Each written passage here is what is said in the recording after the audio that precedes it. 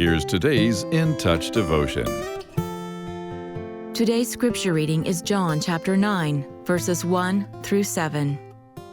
As Jesus passed by, he saw a man blind from birth, and his disciples asked him, "Rabbi, who sinned, this man or his parents, that he would be born blind?"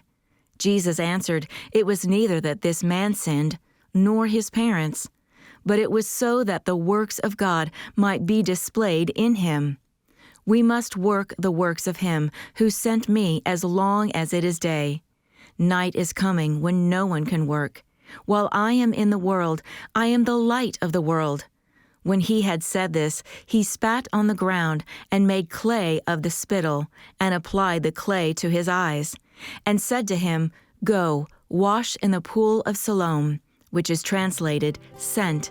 So he went away and washed and came back seeing.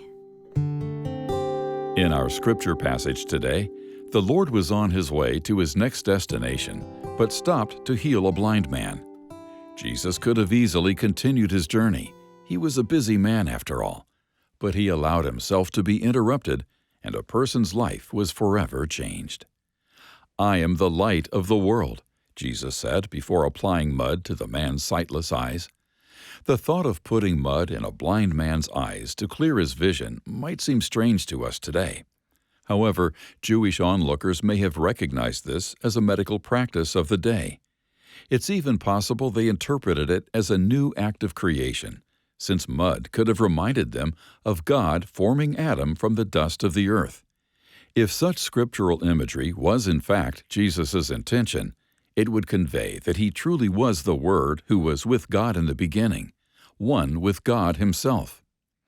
Whatever the reason for this unusual-sounding treatment, we know that dirt and saliva became holy instruments in Jesus' healing hands.